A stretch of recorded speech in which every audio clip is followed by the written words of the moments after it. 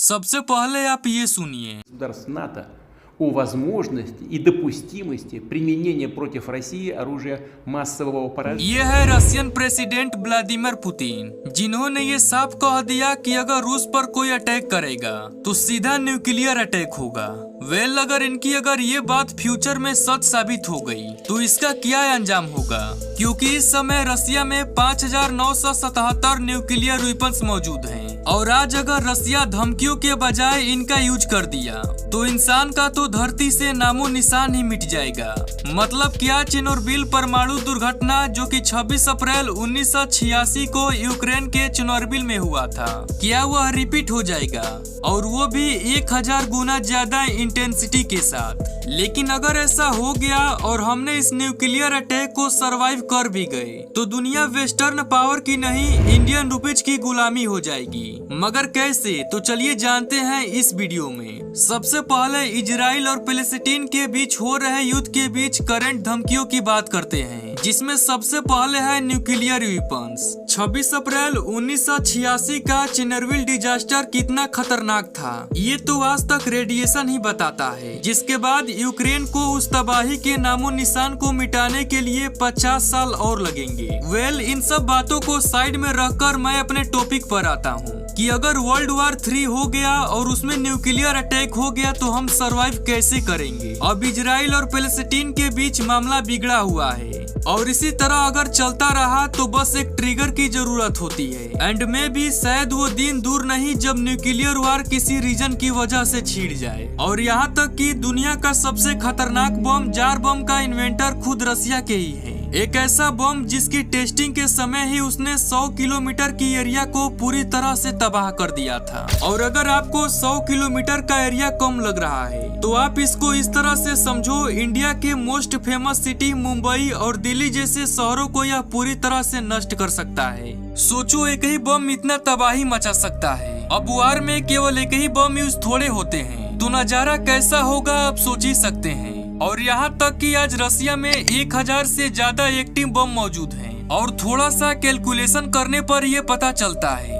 कि Russia India जैसे 37 देश को पूरी तरह से तबाह करने का ताकत रखता है।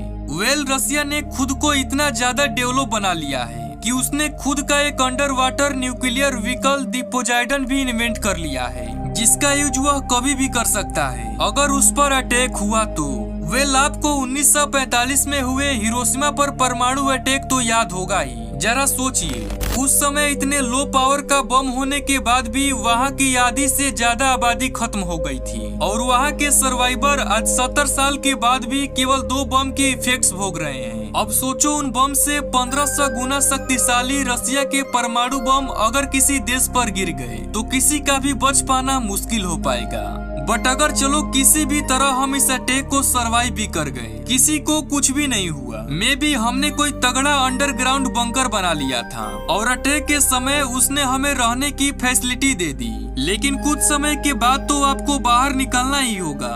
और बाहर ब्लास्ट के बाद फैले डस्ट और रेडिएशन के इन्वायरमेंट में क्या आप जिंदा बच पाएंगे? What is nuclear dust? Nuclear यानी रेडियो एक्टिव मटेरियल, ये तो आपको पता ही होगा, और डस्ट यानी धूल। अब ये धूल आएगी कहाँ से? तो सबसे पहले हम ये समझते हैं। इसे समझने के लिए ये देखो, ये है हिरोशिमा नागासाकी में गिराया गया परमाणु बम का नजारा। और अगर इसे पास से डीकोड करे तो आपको ये देखने को मिला होगा कि ब्लास्ट होने से पहले एक डोम साइज का शेप बनता है और फिर वह अपने अंदर आई सभी चीजों को, चाहे वो लिविंग हो या फिर नॉन लिविंग, सबको मेल्ट कर देता है। फिर यही मेल्ट मटेरियल रेडियो एक्टिव के साथ मिलकर बड़ा सा डस्ट क्लाउड बनाते हैं जो हमें ऐसे दिखता है। अब इस पूरी प्रक्रिया में इतनी एनर्जी जनरेट होती है कि वह पूरे डस्ट क्लाउड को एक ही बार में जला देता है, जिससे कि वह ऊपर की तरफ जाने लगता है। अब यहाँ पर बेसिक फिजिक्स ज्यादा डेंसिटी की चीजें कहाँ जाती है? एकदम नीचे। अब जो क्लाउड ऊपर गए थे वह अब ठंडा होने के बाद कहाँ जाएंगे? अर्थ के सरफेस पर। अब यही डस्ट जमीन पर काफी मात्रा में गिरकर जमीन पर मोटी चादर बना लेता है। अब यहाँ काफी लोग ये सोच रहे होंगे कि ये तो डस्ट ही तो है, हवा से उड़कर गायब हो जाएगा। लेकिन यही तो प्रॉब्लम है, न कि हम इस डस्ट को छूना तो दूर इसे इनहेल भी नहीं कर सकते, क्योंकि जैसे ही हम इसे इनहेल करेंगे वो हमारे लंग्स में स्टोर हो जाएगा, जिसके कारण हमारा अल्विलर टिश्यू डैमेज हो जाएगा, जिससे होगा हमें लंग कैंसर, जो लास्ट में हमारी मौत का कारण बनेगा। अब जरा सोचो, केवल एयर इनहेल करने से हमारा ये हाल हो रहा है, तो अभी फूड बाकी है, क्योंकि जिंदा रहने के लिए खाना तो जरूरी है ना। लेकिन न्यूक्लियर अटैक से वो भी तो रेडियो एक्टिव हो गया होगा, तो क्या उससे हम खा पी पाएंगे? अब इतना सब सुनने के बाद आपके दिमाग में आ रहा होगा नो, बट यहाँ पर आप गलत हो, क्योंकि हम बचपन से ही आयोनाइज्ड रेडिएशन वाला ही खाना खाते आ रहे हैं। इनफैक्ट जब आप यूएस भी जाएंगे तो आपको केवल रेडिएशन वाला ही खाना खाने को मिलेगा, पर इसका मतलब ये नहीं कि रेडिएशन खराब नहीं होते हैं। उनका बेशक जीव पर गहरा असर होता है, खाने से नहीं बल्कि उसके कांटेक्ट में आने से। अब आप पूरी तरह से कंफ्यूज हो गए, क्योंकि रेडिएशन का नाम सुनते ही हमारे मन में तबाही का मंजर सामने आता है, जो कि बिल्कुल ही सही है।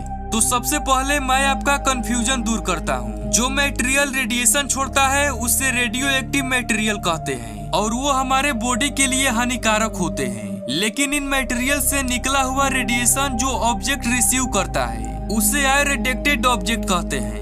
अब क्योंकि आयरेडिएक्टेड ऑब्जेक्ट कोई रेडिएशन एमिट नहीं करता, इसीलिए इसका असर हमारे शरीर पर नहीं होता है, जिसके कारण फूड को इनरेडिएट किया जाता है। और जैसा कि मैंने आपको पहले बताया, रेडिएशन कितना खतरनाक होता है, इसीलिए इसका प्रयोग फूड पर किया जाता है, ताकि फूड में मौजूद माइक्रो ऑर्गेनिज्म खत्म हो सके। और आज पूरी दुनिया में पैकेजिंग फूड को स्टोर करने के लिए इसी प्रोसेस का इस्तेमाल किया जाता है। अब ऐसे 3 रेडिएशन सोर्स हैं जिनको फूड पर यूज करने का अप्रूवल मिला है, जैसे कि गामा रेज, एक्स रेज और इलेक्ट्रॉन बीम। यही तीनों रेडिएशन का वेवलेंथ फूड पर रेडिएट करके उसे लंबे समय तक फ्रेश और टेस्टी बनाया जा सकता है।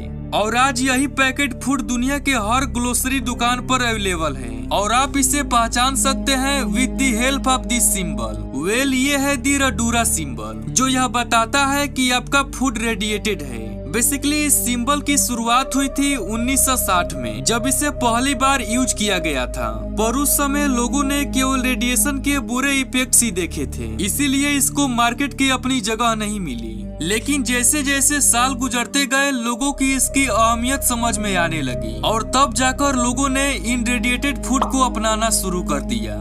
पर वो समय ऐसा था कि बस केवल लोगों को ये पता था कि रेडियो एक्टिव पदार्थ को गर्म करने पर वह निष्क्रिय हो जाता है। But is this true? तो इसका जवाब है नो, क्योंकि रेडियो एक्टिव मटेरियल इतने डेंजरस होते हैं कि उन पर कोई भी हीट का असर नहीं पड़ता है, वह अपने आप निष्क्रिय होते हैं। लेकिन न्यूक्लियर डस्ट के बाद जो पेड़ पौधे उगेंगे वो अब नॉर्मल नहीं होंगे, बल्कि वह अब रेडियो एक्टिव मटेरियल बन जाएंगे, जो दिन रात सिर्फ रेडिएशन ही एमिट करेंगे, जो बहुत ही डेंजरस होगा। एज वी नो, प्लांट्स की ग्रोथ होती है सॉइल में मौजूद न्यूट्रिएंट की वजह से। अब जैसे ही डस्ट सॉइल में ऑब्जर्व करेगा तो प्लांट अपने ग्रोथ के लिए उसे सोख लेगा, तो वह प्लांट बन जाएगा एक रेडियो एक्टिव प्लांट, जो दिन रात रेडिएशन ही एमिट करेगा। और किसी भी रेडियो एक्टिव मटेरियल के कांटेक्ट में आने से क्या होता है वो तो आप जान ही चुके हो। अब जितना रेडिएशन ह्यूमन बॉडी ऑब्जर्व करती है उसको 3 स्टेज में बांटा गया है। पहला है हेमिटोपैथिक, जिसमें अगर बॉडी ने 25 रैट्स जितना रेडिएशन ऑब्जर्व किया है तो हमें कुछ भी नहीं होगा, बिकॉज ह्यूमन बॉडी 100 रैट्स तक रेडिएशन को बीट कर सकता है। यानी फील तो नहीं होगा, लेकिन इसके कारण हमारे शरीर में न्यू रेड ब्लड सेल बनना बंद हो जाते हैं, जिसके कारण WBS और प्लेटलेट्स भी हमारे शरीर में नहीं बनते। मतलब अगर बॉडी पर थोड़ा भी खरोच आ जाए तो ब्लड को रोकने वाला कोई नहीं होगा, और फिर हमारी मौत पक्की है। दूसरा है गैस्ट्रोइंटेस्टाइनल। ये तभी होता है जब बॉडी 600 से 3000 रैट्स तक रेडिएशन ऑब्जर्व करती है, और इससे बचने का एक ही तरीका है बोन मैरो ट्रांसप्लांट। अब बोन मैरो ट्रांसप्लांट इतना महंगा और रेयर है कि इसको हर कोई अफोर्ड नहीं कर सकता, और अगर ट्रांसप्लांट नहीं तो सेकेंड ऑप्शन में है आपकी मौत। इसका तीसरा सिम्टम है न्यूरोवास्कुलर। जब कोई भी बॉडी 3000 रैट्स से ज्यादा रेडिएशन ऑब्जर्व करता है तब ये लक्षण होता है, जिसमें पूरी बॉडी अनकॉन्शियस हो जाती है, और फिर धीरे धीरे ब्रेन में ब्लड पहुंचना ही बंद हो जाता है। और अगर ब्रेन तक ब्लड नहीं पहुंचा तो मौत तो होनी ही है। न्यूक्लियर अटैक का अंजाम बहुत ही खतरनाक हो सकता है। तो दोस्तों आज के लिए बस इतना ही।